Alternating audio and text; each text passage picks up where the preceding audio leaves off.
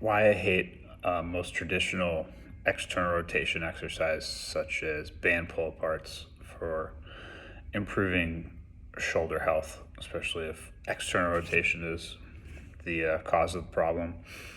So, normally, if we lose external rotation in the shoulder or in the hip, but we'll talk about the shoulder, it tends to be because we have some compression in the lower part of the rib cage. So the spine is shoved forward at the bottom part of the rib cage. So what this does is, so a normal shoulder blade will sit on the rib cage with a concave convex relationship, and as the arm moves forward, the shoulder blade kind of moves up and out and around the rib cage.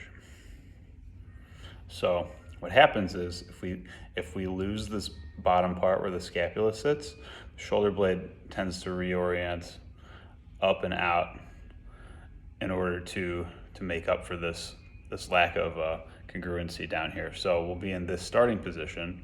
So from there, when you try to go through normal mechanics of the shoulder girdle, well, we're going to run out of room too early. So most likely what's going to happen is we're going to compensate somewhere else to try to gain some more range of motion in the shoulder. So that can show up in a bunch of things. It could be your upper trap, it could be your pec, it could be you just turning your humerus out in order to try to gain some extra range of motion. So we have a fundamental problem at the lower part of the rib cage, which is, that in most cases is the root of the problem. Assuming that there's no medical issues such as, a torn labrum or something. So when we go to try to fix this problem, usually you've got a pain or something in the front of your shoulder. People just blame external rotation. Okay, maybe you have a deficit.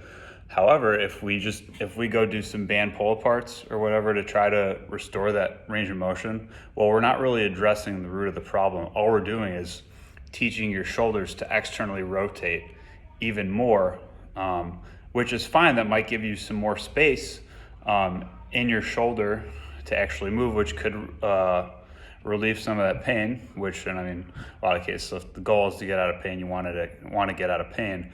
However, it's not a very good long-term solution because we can only continue to reorient our shoulders out so much before we can't go anymore, and then we have a bigger problem. So instead, what we want to try to do is do some exercises that are going to actually restore proper rib cage scapula mechanics.